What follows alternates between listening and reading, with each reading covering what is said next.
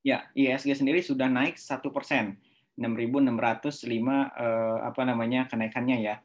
Nah, kita coba cek dulu dari chartnya, kira-kira dari IHSG sendiri itu posisinya gimana nih? Udah naiknya udah jenuh atau masih bisa naik gitu. Nah, karena patokan utama kita adalah IHSG. Nah, ini yang sudah kemarin ya berarti udah dihapus dulu nih. Ya, saat ini memang IHSG kalau dilihat dari pergerakannya ini sudah menembus ya level resisten yang di minggu lalu ini di sekitaran 6.400-an ya, 6.480. Lalu 2 hari naik terus dan hari ini terakhir di angka 6.600. Nah, kenaikannya memang sudah luar biasa ya dengan beberapa investor asing juga ini masih masuk gitu di IHSG ya beberapa hari ini. Nah, kalau dilihat dari indikator RSI sebenarnya udah di angka sekitar 75%. Nah, ini sebenarnya mengindikasikan kalau semua saham ya, semua saham atau grafik itu kita bisa menggunakan RSI. Begitupun IHSG. Jadi mau sahamnya ataupun mau indeksnya kita bisa gunakan juga gitu. Nah, RSI ini salah satu indikator untuk menilai momentum ya. Jadi ketika ada saham ataupun indeks itu naik terus, nah kira-kira di mana nih titik terakhir dia mengalami kenaikan. Nah, kalau misalkan udah puncaknya, berarti kan berikutnya itu ada penurunan gitu. Nah, tandanya itu kalau kita lihat RSI itu ada 2 area ya, ada area 0 sampai 30%, ya ini area oversold, artinya areanya ini area resikonya rendah. Ada area overbought di sekitaran 70% sampai dengan 100%. Nah, areanya yang di sini ya, kita tandai dulu ya. Nah, ini area yang di sini itu area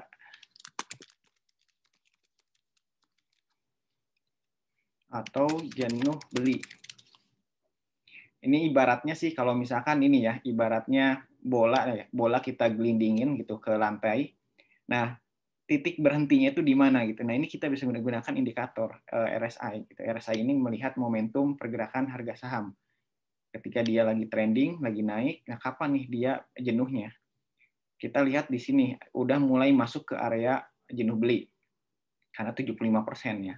Nah, tertinggi kalau kita lihat di historical IHSG, nah IHSG itu sebelum dia turun, dia menyentuh di sekitaran 80%. Nah, di sini ya, ini terjadi ketika November 2020. Nah, jadi titik jenuhnya IHSG itu RSI 80% kalau dilihat dari historinya. Ya, itu yang harus kita coba pahami dulu gitu. Arahnya ini kemana nih IHSG ini gitu. Nah, kalau dilihat dari historical dia, jadi IHSG itu sudah, ini sambil nge-set admit, sudah jenuh di sekitar 82%, sekarang 75%. Jadi kalau ditanya potensi kenaikan masih ada nggak? Masih ada, cuman ya tinggal sedikit lagi gitu. Artinya ini sisa-sisaan aja nih kenaikannya gitu. Untuk sementara ini ya terdekatnya, karena dia sudah mencapai area jenuh pembelian dengan historikalnya itu di sekitaran 80%-an. 80,5% itu histori dari RSI IHSG yang terjadi di bulan November sebelum ada penurunan. Nah, dari bulan November ini kan titik puncaknya nih, November ya, sekitaran di sini, terus dia nanti udah mulai ada penurunan ya. Di sini penurunannya di sekitaran Januari gitu. Nah, ini yang harus kita ketahui bahwa IHSG sudah mulai masuk ke area jenuh pembelian. Nah, artinya rawan untuk koreksi jangka pendek. Nah, lalu untuk yang area 0 sampai 30%, ini area oversold. Artinya dia area jenuh jual ya, jadi kebalikannya. Nah, ini saya coba jelasin lagi supaya terus kita ulang ya, biar tidak lupa gitu. Jenuh jual.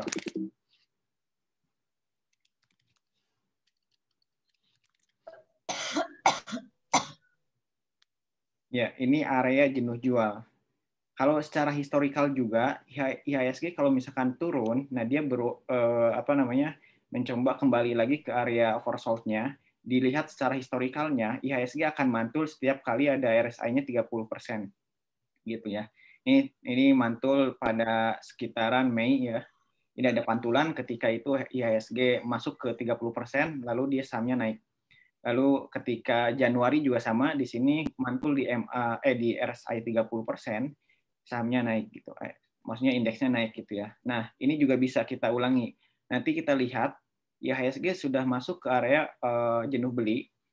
Kapan titik dia melemahnya? Nah, ini bisa kita jadiin patokan. 80% RSI kita udah harus mulai untuk menjual saham yang sudah ada keuntungan gitu ya. Saat ini terutama saham perbankan. Kalau saham perbankan ya itu yang memang men-trigger ya pergerakan IHSG. Jadi kalau memang tendensinya IHSG ini akan turun, yaitu biasanya saham perbankan dulu gitu yang ada penurunan.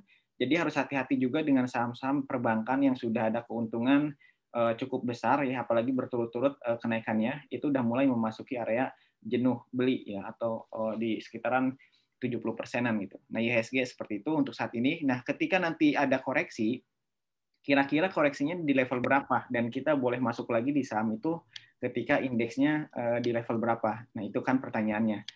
Jadi kalau misalkan nanti ada koreksi, kita jadikan resisten yang sebelumnya itu menjadi titik supportnya. Jadi resisten yang sudah tertembus itu bisa dijadikan titik supportnya. Ini kan kemarin resistennya itu di sekitar 6.480. Nah, jadi nanti ketika IHSG turun mendekati area 6.480, nah kita udah boleh lakukan pembelian lagi di saham-saham tertentu gitu ya. Saham-saham yang memang secara polanya juga sejalan dengan pergerakan IHSG. Nah, itu mungkin kurang lebih arah dari IHSG itu sendiri ke level berapa gitu ya. Kita cek juga di weekly-nya, karena di weekly ini juga sebagai konfirmasi secara mingguan gitu. Jadi kita nggak melihat satu hari gitu ya. Nah, jadi secara mingguan ini justru baru breakout ya, 6.600. Nah, ini terlihat di sini. Artinya arah IHSG sebetulnya udah bullish gitu ya. Arah IHSG udah bullish, cuman kan memang akan ada penurunan-penurunan jangka pendek yang tentunya menyesuaikan pergerakannya gitu. Nah, untuk IHSG sendiri kalau kita lihat chart weekly-nya ini sudah breakout dari 6480 ya yang tadi. Nah, kemudian target berikutnya ini masih kelihatan arahnya ke sekitaran sebentar.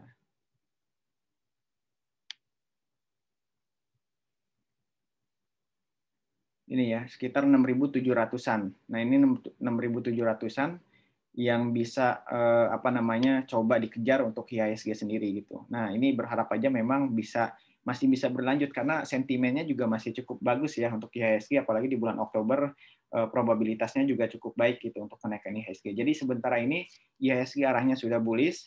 Nah, tetapi secara jangka pendek kita lihat chart daily-nya memang akan ada koreksi wajar ya dari IHSG dan tentunya teman-teman yang memang sudah ada keuntungan di beberapa saham bisa mulai realisasikan dulu penjualan.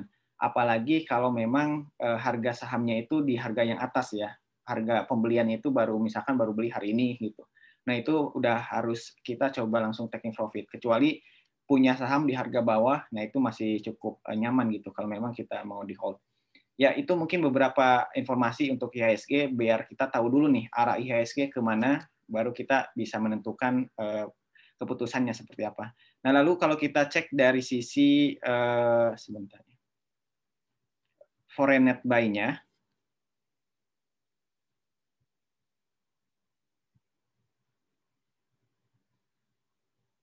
ya di hari ini kita cek foreign net buy atau investor asing mengakumulasi apa aja nih ya. Jadi di sini ada saham BCA 244,9 miliar. Ini besar sekali gitu ya untuk di hari ini, dan sahamnya juga naik 3%. Lalu ada saham Telkom sebesar 120 miliar, kemudian ada saham Bank Mandiri juga 130 miliar, dan Bukalapak ya. Bukalapak hari ini naik 5%, dan ternyata diakumulasi lagi oleh investor asing 77,6 miliar.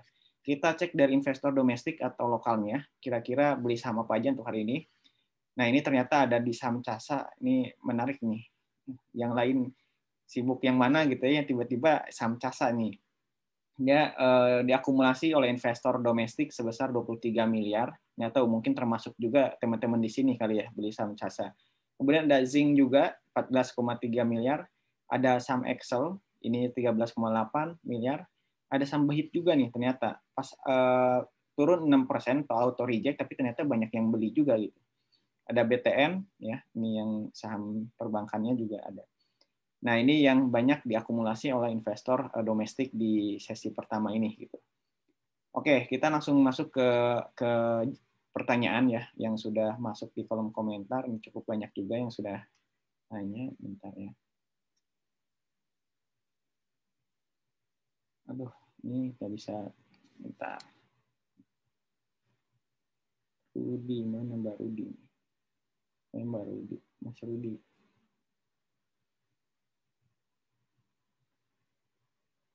Bentar ya.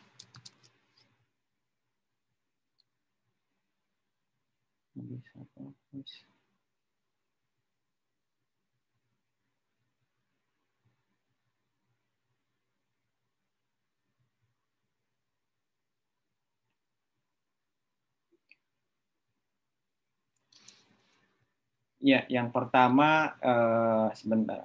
Pak Rian Wijaya, ada beli Antam baru saja di 2390 dan Raja 216. Kita cek dari saham Antam dulu nih.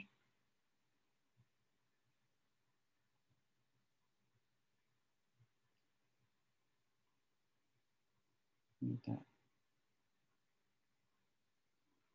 Ya, untuk saham Antam pergerakannya seperti apa? Nah, kita cek diperbesar dulu, kemudian kita lihat bayarnya juga.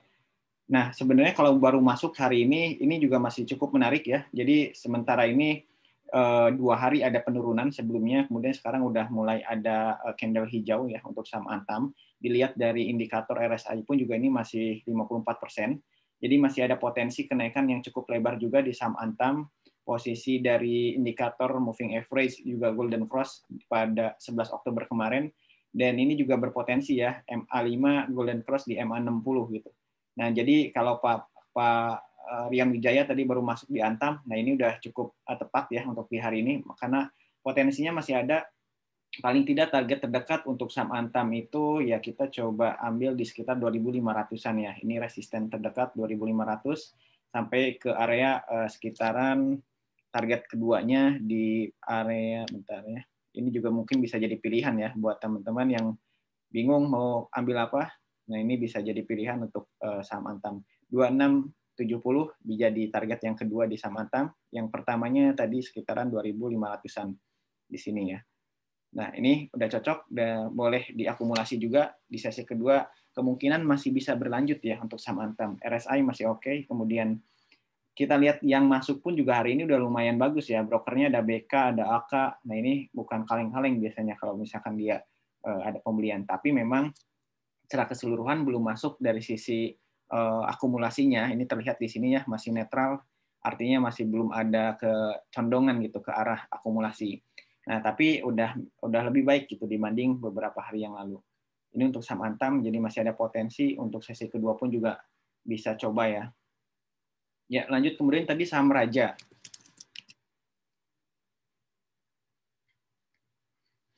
Ya, di saham Raja tadi masuk di sekitar 216 ya.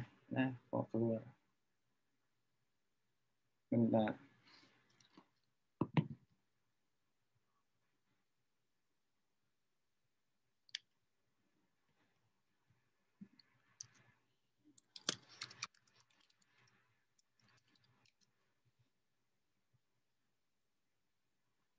Bentar.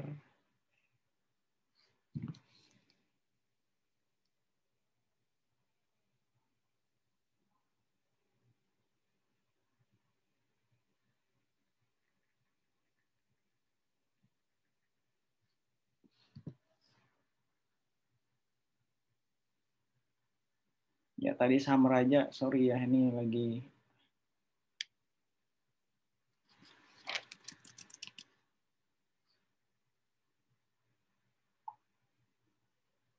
Ya, untuk saham Raja baru masuk di 216. Di 216 sekarang closing sesi pertama di sekitaran 220 ya. Jadi sudah ada keuntungan sebetulnya. Nah, jadi ya dipantau aja karena sebenarnya kalau dari teknikalnya ya ini udah lama ya. Ini sempat direkom juga gitu. Nah, untuk target terdekat paling tidak ke sekitaran 2000 lagi 230-an ya, 230 sampai 240 gitu. Nah, itu mungkin area penjualan yang untuk saham Raja, tapi saran saya sih mungkin untuk day trade aja ya untuk saat ini di saham Raja karena dari sentimen juga belum ada yang mendukung ya. Kemudian juga polanya masih belum cukup kuat gitu untuk pola raja di hold beberapa waktu ke depan. Nah, tapi ada potensi tadi target di 230 sampai 240 untuk saham raja. Ya, berikutnya Pak Heri, mau tahu prospek saham bank digital Pak, seperti Baca, Agro, BGTG.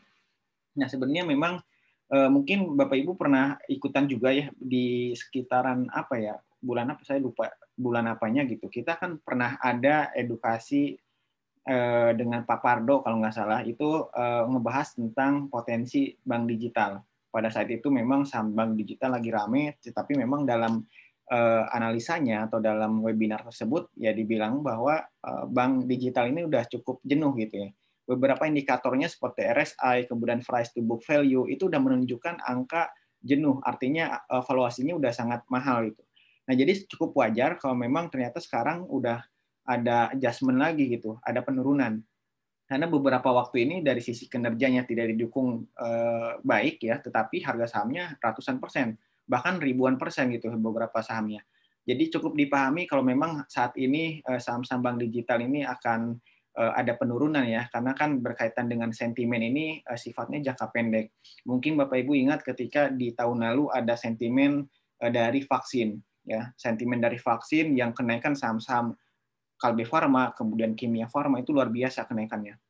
Nah, setelah isunya hilang atau isunya melemah, harga sahamnya pun juga ikut melemah dan itu agak sulit lagi untuk kembali di titik sebelum adanya isu tersebut.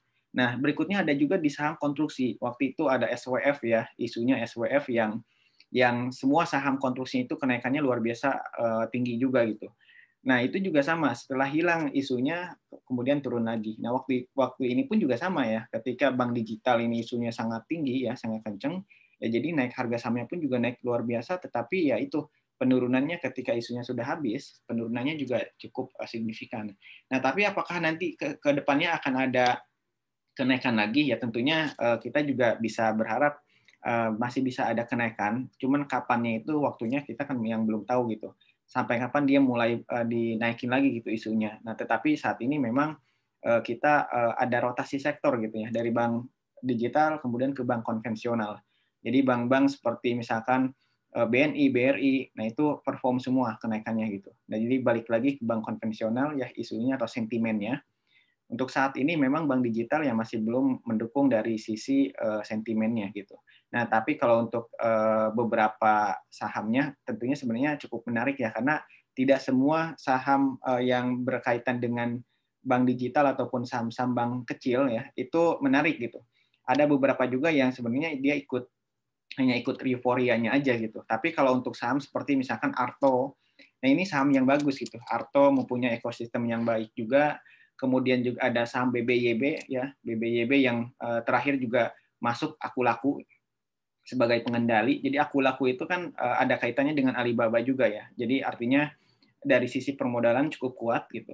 Itu yang jadi baik gitu untuk saham tersebut, BBYB, kemudian ada Arto, lalu ada juga Agro ya, Agro yang memang tahu sendiri backupnya dari BRI gitu. Jadi kalau untuk saham-saham tersebut ya masih punya banyak harapan ke depannya. Tinggal nanti dilihat lagi kapan dari sisi bank digital ini kembali menguat gitu ya. Nah, tapi kalau misalkan udah terlanjur minus untuk saham-saham yang tadi ya boleh untuk diakumulasi pembelian, karena menunggu di harga yang tinggi itu akan cukup sulit gitu ya untuk balik lagi ke BEP itu membutuhkan waktu yang memang cukup lama gitu. Jadi perlu ada pembelian lagi khususnya di saham-saham seperti Arto, kemudian juga Agro ataupun BBYB ya untuk saat ini.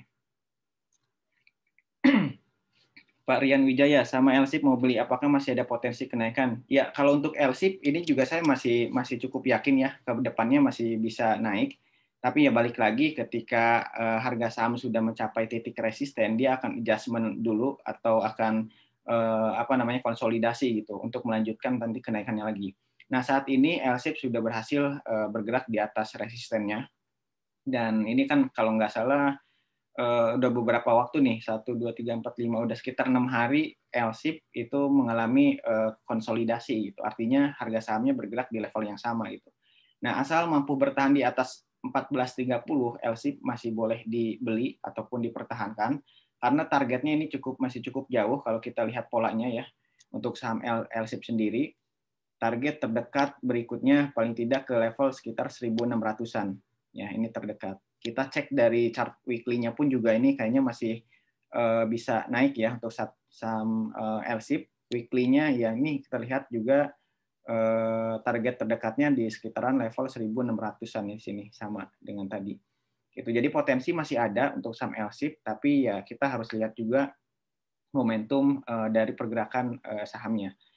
Minimal sudah bergerak di atas resisten dan ini cukup kuat ya pergerakannya, jadi silakan diakumulasi juga nggak masalah gitu. Dan berencana untuk membeli hari ini, asal nanti batasin aja resikonya 1430 atau 1400 lah sebagai support dari saham LSIP untuk saat ini. Kemudian saham Antam tadi udah ya, Antam masih boleh dibeli di sesi kedua juga masih cukup menarik. Kemudian saham RALS dari Berda Zainul, kita cek saham RALS.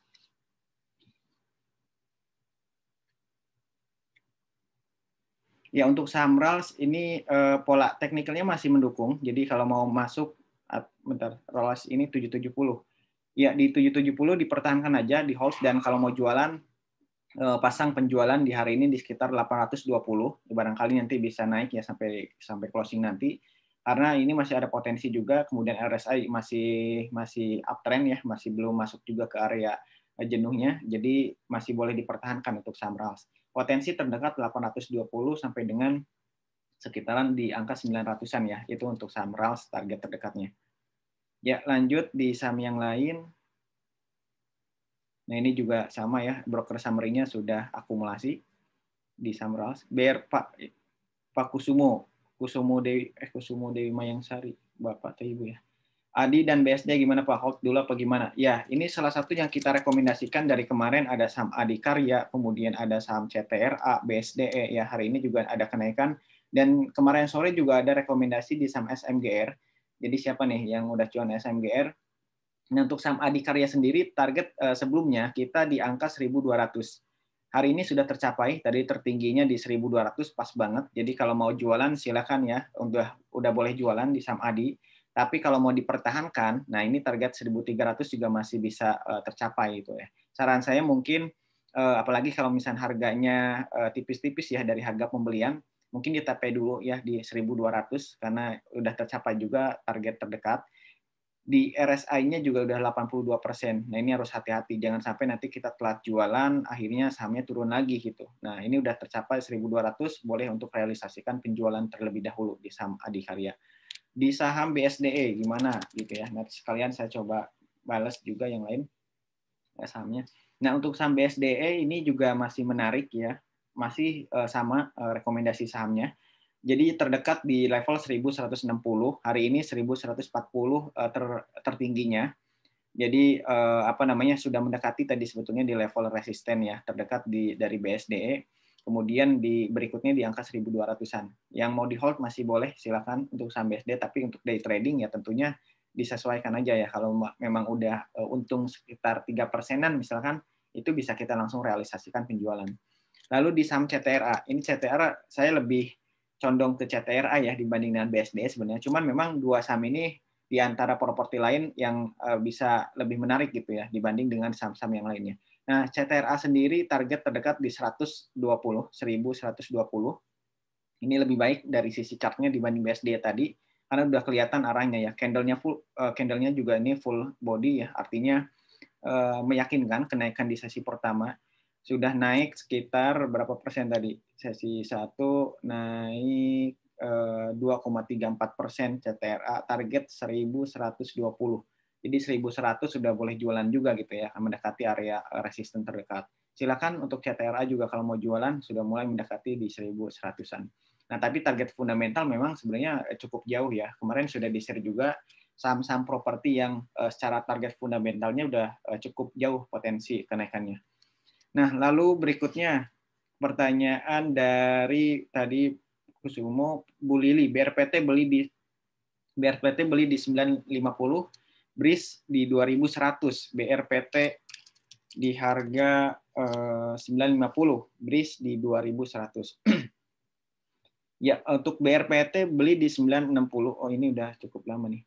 Beli di udah break ya, dari kemarin itu udah break dari supportnya. Sebetulnya dia udah break support. Ini yang rekomendasi sebelumnya ya, break di support 960. Nah, untuk saat ini di angka 950 ada penjualan. Ya, mungkin dibatasin aja ya. Jadi target untuk Bu Lili kalau misalkan masuk di saham BRPT ini untuk apa nih? Kalau untuk day trading ya kita coba sesuaikan dengan target hariannya ya. Jadi target minus 2% itu udah boleh langsung jualan gitu. Nah, saat ini di saham BRPT gimana ya? Di angka 90. Nah, kita supportnya itu di sekitaran di level psikologis 900 ya, itu batasin aja. Jadi kalau nanti mau jualan, ya dipantau aja level 900, kalau break lagi di bawah itu kita harus jualan dulu untuk BRPT. Nah, cara indikator ini sebenarnya masih cukup rendah, tinggal sabar aja mungkin ya untuk saham BRPT bisa diakumulasi juga, karena masih ada potensi kenaikan. Nah, ini kan level supportnya di 900, barangkali nanti ada ini ya, barangkali ada pantulan di supportnya, nanti bisa langsung jualan gitu di sekitaran 960-an. Nah, tapi di angka 950 ini harus hati-hati juga nanti jika breakdown dari sekitar 900-an. Kemudian saham BRIS level 2100. Ya, untuk saham BRIS punya di harga 2100. Nah, sekarang harganya di 2100 juga. Ya, ini masih boleh ya, masih boleh dipertahankan. Ini juga sebenarnya cenderung masih sideways untuk saham BRIS. Jadi polanya itu kalau sideways atau konsolidasi itu netral ya. Jadi belum kelihatan nih arah lebih besarnya kemungkinan kemana nih gitu, naik atau turun. Karena konsolidasi ini sifatnya adalah apa namanya netral ya. Oh ini siapa nih yang nyoret-nyoret? Ya, jadi sifatnya itu netral. Kita harus menunggu apakah dia breakout atau breakdown. Nah, untuk saham BRIS sendiri punya di harga 2100, dipertahankan aja. Target penjualan ketika turun ya kita coba di angka 2000 ini ya sekitar 2090-an. Lalu kenaikannya di angka 2200-an ya. Ini untuk sebagai MA60 gitu untuk BRIS. Jadi boleh dipertahankan untuk saham BRIS. Pak Ahmad, Adi saya sudah plus 4%, target terdekat berapa? Tadi udah ya, Adi di 1200 sudah tercapai. Jadi kalau mau jualan boleh, 4% juga udah lumayan ya. BTN plus 3,5%. Nah, untuk saham-saham perbankan memang kalau saya lihat udah cukup jenuh juga ya kenaikannya. Terutama saham-saham seperti misalkan BNI gitu, kemudian BTN. Nah, ini udah cukup jauh gitu kenaikannya. Nah, di BBTN sendiri terlihat mungkin tadi ya yang kita pelajari dari pola indikator RSI ya sudah masuk ke area jenuh 80%. Kemudian juga ini Bollinger Band, kalau kita gunakan Bollinger Band sudah bablas terus level lower atau upper Bollinger Band ya, garis atasnya. Nah, ini udah rawan koreksi ya, rawan adanya koreksi jangka pendek untuk saham BBTN. Jadi kalau mau jualan di harga sekarang ini udah cukup menarik karena kalau kita cek dari resistennya sebetulnya sudah tercapai resisten terdekat ya dari saham BBTN itu di angka 1700. Nah, ini pas banget resistennya 1700. Jadi kalau misalkan mau jualan di harga saat ini udah boleh gitu. Nah, tapi hal yang bagusnya BBTN ini udah keluar di tren penurunan atau sudah bergerak di atas MA200. Nah, ini juga MA-nya sudah golden cross. Nah, cuman jangka pendek ya ada potensi koreksi gitu. Ya, tinggal ditentukan aja kira-kira punya modalnya di harga berapa. Kalau ternyata nanti penurunannya itu menggerus modal kita, kita lebih baik jualan dulu. Kecuali punya harga sahamnya misalnya di angka 1.500-an. Nah, ini kan cukup jauh ya harga beli kita gitu. Jadi kalaupun ada koreksi nggak bakal menggerus modal yang kita miliki gitu. Nah, tergantung ya posisinya seperti apa. Tapi untuk BBTN ini udah area-area penjualan di angka 1.700-an. Ya, lanjut pertanyaan berikutnya di saham Telkom sudah profit 17% per hari ya. Telkom sudah profit 17%. Apa masih bisa tahan ke 4.000? Ya, gimana nih kira-kira? Yang teman-teman yang lain kalau sudah ada profit 17%, apa yang dilakukan kira-kira? Telkom sudah profit 17%, apakah bisa ke level 4.000? Sebentar ya, saya cek dulu. Ya, untuk Telkom sendiri kita lihat dari indikator, ini masih ada potensi naik. Kalau dilihat dari RSI itu tertingginya di sekitaran 75-an ya, 75%. sekarang RSI-nya 69. Jadi ada potensi naik gitu sampai ke 78%-an untuk saham 76% ya untuk Telkom. Jadi indikator masih menunjukkan adanya kenaikan sebetulnya ya. Nah, tapi kalau kita lihat dari kenaikan Telkom sendiri apakah masih mungkin ke level 4.000? Di level 4.000 ini masih sebenarnya masih nggak terlalu jauh ya. Jadi masih cukup memungkinkan Telkom bergerak di sekitaran 4.000. Nah, ini targetnya 4.000 ya. Ini pas juga level psikologis. Nah, kemudian kita cek dari weekly-nya apakah ada potensi koreksi atau enggak gitu. Nah, jadi kalau kita mau lihat arahnya, kita cari arah tren jangka panjangnya ya. Nah, ini bisa terlihat dari misalkan chart weekly-nya ataupun monthly-nya bisa kita cek juga. Nah, untuk saham Telkom sendiri ini masih ada potensi, apalagi baru Golden Cross ya, MA-nya, jadi masih boleh dipertahankan juga. Nah, tapi hati-hati tetap kita juga nggak bakalan pernah tahu ya, saham itu besok masih bisa naik atau ternyata malah turun gitu. Nah itu Kak, benar-benar kita nggak bakal bisa tahu ya. Tapi kita bisa lihat dari sisi indikatornya. Telkom sendiri kalau kita lihat dari bulanan, chart bulanan, targetnya sebenarnya lebih jauh lagi ya, di 4.450. Nah ini sedang menguji level MA60 di chart monthly, di sekitar 3.800-an. Potensi masih ada, arahnya masih bullish untuk saham Telkom. Nah balik lagi untuk jangka pendeknya, masih ada potensi pelemahan gitu. Nah, paling tidak mungkin pelemahannya itu untuk saham Telkom kalau turun mungkin di sekitaran 3.700 sampai dengan 3.650. Ini pas di MA20. Kalau mau buyback di 360 itu lebih baik gitu. Tapi kalau ternyata mau mempertahankan aja nggak masalah karena level 4.000 juga masih bisa tercapai gitu ya untuk jangka pendeknya. Balik lagi ya, tadi 17% udah kenaikan, tergantung mau merealisasikan silakan, mau di hold juga nggak masalah karena potensi dari Telkom masih ada. Telkom Arto reversal bukan Arto. Nah ini yang punya saham Arto siapa nih? Cukup banyak juga nih yang punya saham Arto. Nah sebenarnya kan penentuan dari ini ya dari target itu kita atur dari awal gitu ya berapa persen kira-kira akan kita jual. Nah bisa kita juga bantuan indikator ataupun bantuan teknikalnya seperti apa gitu. Nah untuk saham Arto sendiri ini masih belum. Risikonya sudah cukup rendah ya, RSI 32%. Nah, MA 200 ini di angka 11.200-an. Ada potensi turun ke sini dulu ya. Nah, nanti akan lebih bagus kalau misalkan satu candle lagi sudah kelihatan adanya pembalikan ya. Ini masih belum terlihat ada pembalikan di saham Arto. Jadi lebih baik sih menunggu dulu yang mau beli saham Arto. Asri masih boleh hold nggak Pak di angka 194? Ini Pak Doni punya saham Asri. Kemarin juga ada yang nanya ya, Asri properti sebetulnya memang dari sektoralnya ini udah boleh diperhatikan ya. Tapi memang tidak semua properti mungkin masuk rekomendasi gitu. Nah, saat ini yang properti cukup bagus secara fundamental ataupun pola teknikalnya, yang kemarin saya share juga ada SMRA, ada Pewon, kemudian CTRA maupun BSDE. Nah, tapi yang paling dijagokan kalau saya sendiri sih CTRA gitu ya, karena pola teknikalnya juga udah cukup mendukung. Nah, untuk saham Asri, apakah masih boleh di hold di angka 194? Ini masih boleh di hold, masih boleh karena masih di atas MA 5 ya, MA5 ini 193. Ini MA hariannya, artinya support harian itu di angka 193. Nah, masih boleh dipertahankan, tapi memang masih cukup sulit ya menembus di level 199. Ini MA 200. Kalau berhasil di atas 199 tentunya ini akan lebih baik ya untuk saham Asri karena potensinya bisa menuju ke 210 sampai 220. Nah, sementara ini masih belum terlihat adanya kekuatan ya dari volumenya juga masih kecil. Jadi harus sabar dulu nih gitu. Cuman harus batasin kalau turun di bawah 193 kita mulai untuk realisasikan penjualan terlebih dahulu. Foreign net buy dan foreign net sell itu mengindikasikan apa? Saat terbaik itu saat net buy lebih tinggi atau net sell. Ya, itu kan sebenarnya net buy atau net sell itu kan pembelian bersih atau penjualan bersih. Nah, tentunya kalau net buy itu sentimen yang positif.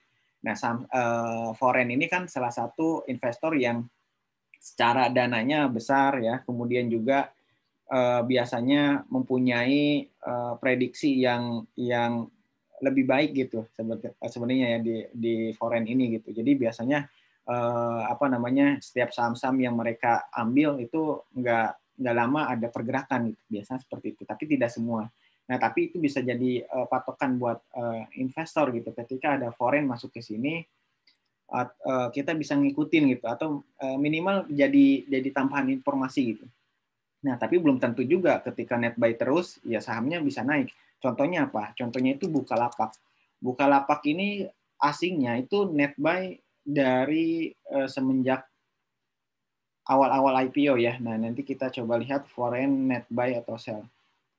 Nah, terlihat di sini indikatornya. Jadi dari semenjak 12 Agustus sampai dengan hari ini, asingnya net buy terus atau membeli melakukan pembelian bersih terus gitu di saham Bukalapak. Tapi harga sahamnya naik nggak?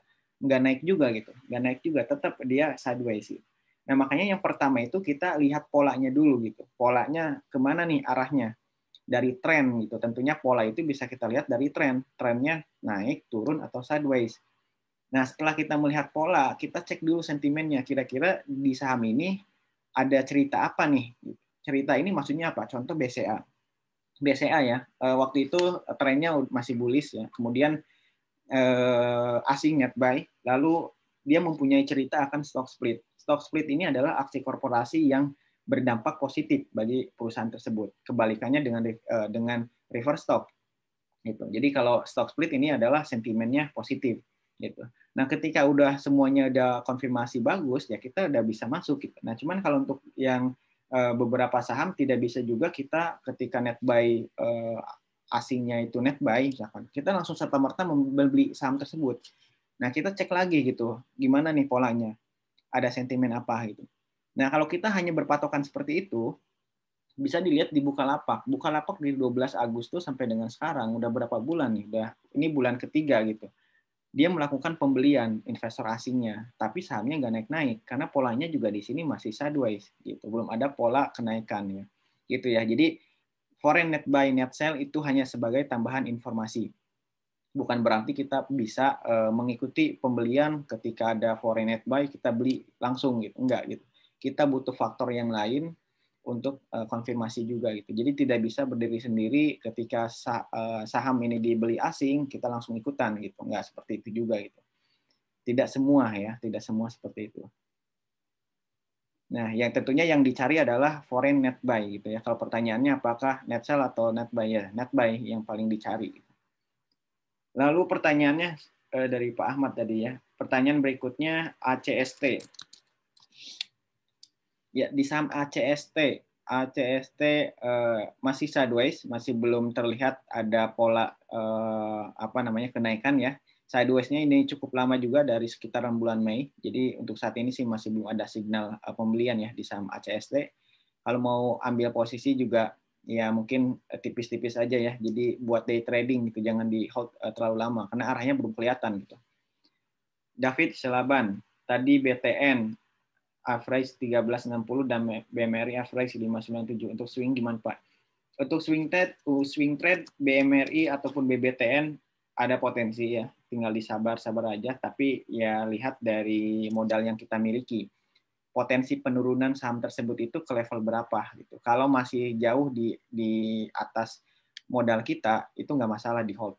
Tapi kalau ternyata level koreksinya itu menggerus modal kita, lebih baik jualan dulu. Contoh sekarang di saham Bank Mandiri, average di 5975, harganya masih di bawah ya, 5975, jadi masih boleh dipertahankan untuk swing trade karena ketika Bank Mandiri ini turun, nah penurunannya itu terdekat ke level 7 ribuan gitu.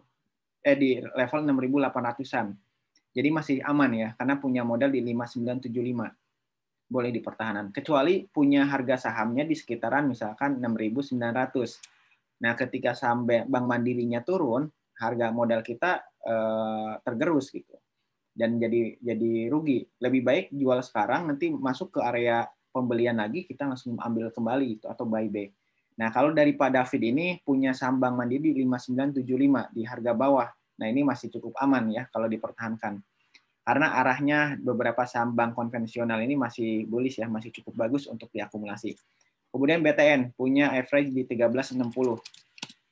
Untuk saham Bank BTN punya di harga tadi 1360. Ini juga rendah. Wah, ini Pak David mantap nih, harganya rendah semua. Ini juga masih boleh dipertahankan untuk BBTN, tapi kalau kita mau realisasi juga nggak masalah sebetulnya ya. Amanin dulu kan cuannya misalkan 50% dulu nih. Sisakan sebagiannya untuk average lagi nanti, agar nanti harga average-nya lebih bagus gitu. Itu nggak masalah. Kalau saya biasanya memang apa namanya disisakan gitu ya. Jadi take profit untuk ngamanin cuannya, lalu disisakan untuk menjaga average. Ketika kita beli lagi atau buyback, nah harga sahamnya itu masih bagus gitu average-nya.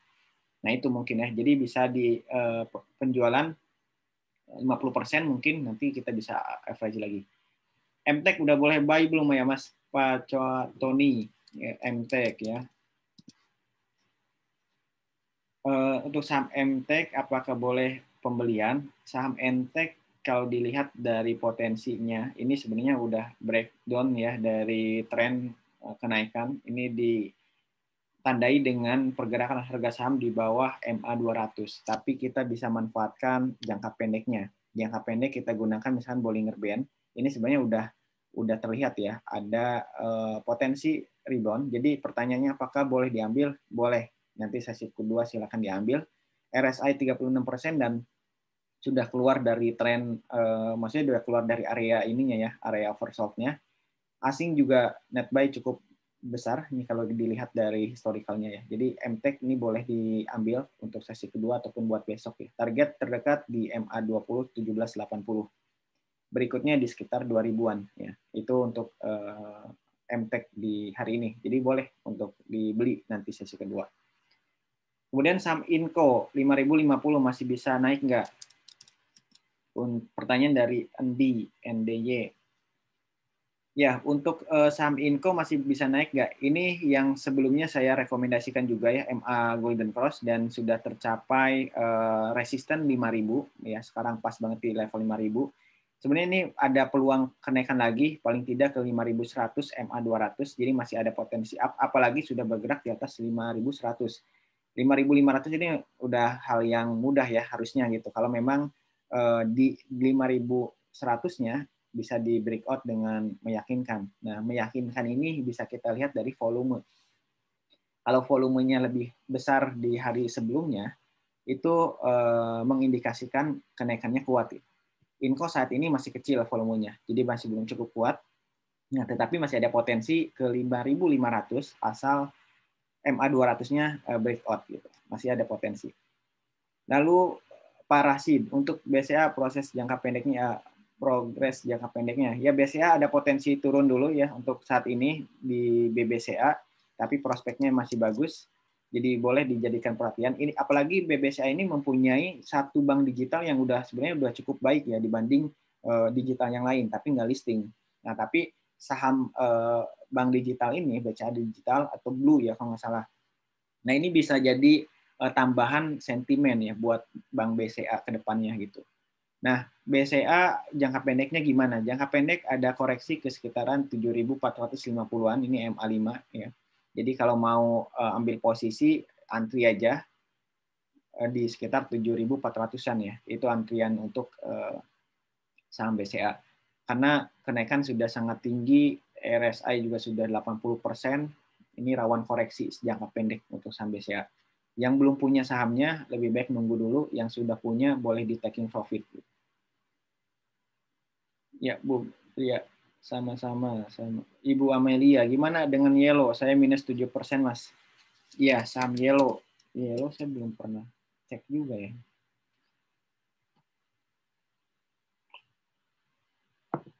Ya, untuk saham Yellow sendiri, pola saat ini memang masih konsolidasi, masih stagnan ya. Jadi belum ada signal apapun. Ini cenderung sideways dari sekitaran September sampai dengan hari ini ya, masih sideways. Nah, untuk Yellow sendiri strateginya gimana? Kalau saya mungkin arah untuk batasin risiko ya. Nanti kalau break dari 370, mau nggak mau harus jualan dulu. Karena ini bahaya juga nih, kalau misalkan dia breakdown lagi bisa turun ke 353, kemudian bisa juga ke 174 MA 200 gitu. Jadi cukup jauh nanti penurunannya. Lebih baik dibatasin kalau memang nanti break di bawah 370.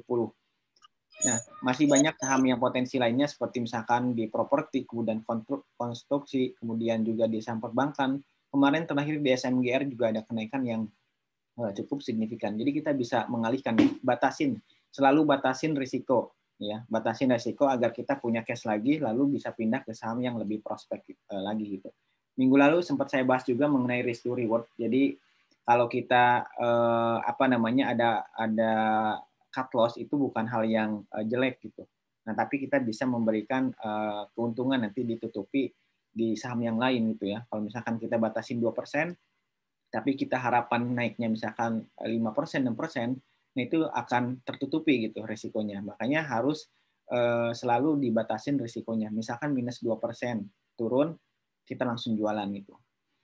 IMAS bisa akumulasi Mas Kori, potensi TP. Ya, untuk saham IMAS ini biasanya juga relate ya dengan pergerakan saham otomotif seperti misalkan Astra. Ketika Astranya naik, nah ini juga biasanya terdorong gitu untuk naik. Nah, IMAS sendiri posisi saat ini masih menarik di closing 3,3%-an tadi sesi pertama. Lalu potensinya gimana? Potensinya masih bisa berlanjut asal 1080 ini bisa terbreakout ya, MA 200-nya udah cukup kuat. Asing juga ini terlihat beberapa hari udah masuk ya di saham IMAS, dan RSI juga masih naik 66%, masih ada potensi sampai ke sekitar 86%-an. Target terdekat untuk saham IMAS itu di angka 1160-an ya, ini resisten 1160. Jadi masih bisa ada kenaikan, boleh diakumulasi juga.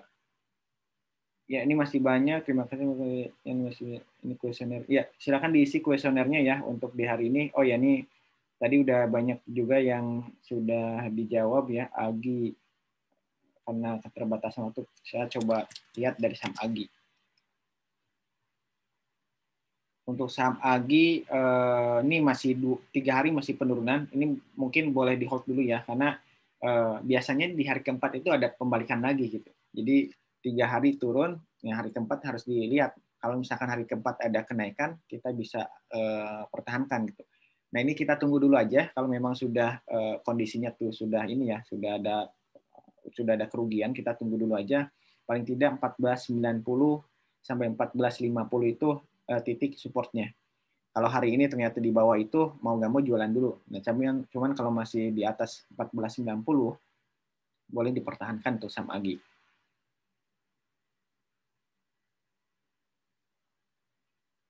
Ya, berikutnya saham Tower ya. Ini pertanyaan terakhir. Nanti setelah ini saya coba lihat saham potensi di sesi kedua.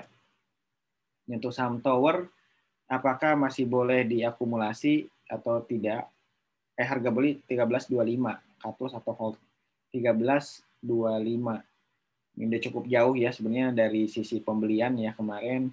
Nah, posisi saat ini RSI juga masih di lower band, masih boleh dipertahankan sebetulnya. Cuman tetap batasin aja di 1190 ya. Ini MA 200.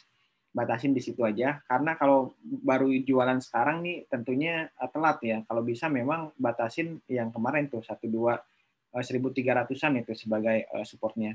Kalau sudah terlanjur begini, jangan sampai nanti kita menjual di saat saham tersebut akan mantul gitu. Nah, ini posisinya tower ini area-area di mana ada potensi pantulan gitu, karena sudah mulai mendekati area support kuatnya ya di MA 200. Tunggu aja untuk saham tower, nanti ada kenaikan langsung bisa langsung jualannya, karena telat ya kalau cut loss di harga sekarang gitu. Apalagi memang penurunannya udah cukup dalam gitu ya. Ya, untuk sesi kedua sendiri perhatiannya masih sama ya di saham-saham properti dan konstruksi. Pilihan saya sendiri kemarin di saham Adikarya, tapi selain Adikarya juga bisa di Waskita, kemudian juga bisa di Wika, itu boleh juga diambil. Lalu di properti ada CTRA, ada BSDE, SMRA, ataupun Pewon gitu. Nah, itu bisa juga diambil karena momentumnya juga masih ada ya di saham-saham tersebut. Kemudian bisa diperhatikan lagi di saham CPO ya, LSIP, itu boleh juga nanti coba diakumulasi ya pelan-pelan. Nah, tapi secara keseluruhan tadi yang sudah dijelaskan di awal, IHSG rawan koreksi. Apalagi besok itu hari Jumat ya. Hari Jumat itu kan biasanya orang taking profit gitu, karena hari terakhir ya, akhir pekan. Tapi tidak selalu, cuman kebiasaannya, kebanyakannya itu di hari Jumat banyak investor melakukan profit taking gitu atau TP gitu ya. Nah, itu yang memang harus kita antisipasi. IHSG sudah cukup jauh kenaikannya, lalu ada di area resisten. Nah, kemudian beberapa saham perbankan boleh untuk di taking profit dulu gitu, di TP dulu untuk perbankan, nanti kita ambil lagi ketika ada penurunan. Nah, tadi saham seperti sektor yang lain ya, ada Antam itu juga masih cukup menarik. Lalu kalau PTBA saya belum lihat. Di saham call juga ya. Ya, ini masih belum sih kalau untuk batu bara mungkin nunggu beberapa hari lagi ya untuk saham PTBA ataupun Adro yang lainnya. Nah, tapi tadi saham Antam boleh coba diakumulasi dan sekarang sih memang menunya masih di sekitaran saham properti dan konstruksi ya. Kemudian hari ini semen juga. Kemarin kita ada rekomendasi di SMGR yang tentunya kenaikannya luar biasa. Ini juga masih bisa naik sebetulnya ya, tapi kalau udah untuk day trading ya tentunya udah 5% kenaikan itu udah 7% ya. Hari ini sudah lumayan gitu ya, kita bisa ambil keuntungan dulu. Nanti dilihat sampai closing, kalau masih bertahan ya kita bisa masuk lagi, target berikutnya di sekitar 9.600-an untuk saham SMGR. Itu mungkin untuk di sesi kedua, silakan di-share linknya, link kuesionernya sudah di-share ya, silakan diisi buat Bapak Ibu biar nanti kita bisa lebih banyak lagi ya tema-tema yang kita bahas, lalu ada masukan juga, dan selalu perhatikan di grup Warkop Saham, jadi setiap sore itu kan ada JJS ya, jajan sore ya, jadi bisa dicek lagi gitu, karena itu lumayan bisa kita manfaatkan ya momentumnya. Kenapa di sore hari? Karena kan kita kalau pagi-pagi itu udah keburu naik gitu biasanya, jadi pas opening harga sahamnya udah loncat. Apalagi kalau misalkan kita nggak bisa nggak pas waktunya gitu ya, ketika buka saham itu udah harga sahamnya udah naik gitu. Jadi lebih baik masuknya di sore hari biar besok paginya itu kita udah bisa langsung pasang jualan gitu. Jadi perhatikan terus di grup Warkop Saham, kalau memang ada pertanyaan lebih lanjut bisa ditanyakan ke saya ataupun ke Mas Bima ya dan yang lainnya. Jadi bisa terus komunikasi gitu setiap harinya. Ya, terima kasih buat Bapak Ibu yang sudah join di hari ini. Semoga di sesi kedua ada keuntungan lagi dan selalu ada profit ya. Kita harus bisa memperbaiki kesalahan-kesalahan yang kemarin-kemarin itu. Selalu evaluasi dan selalu berdiskusi. Ya, terima kasih semuanya. Sampai jumpa.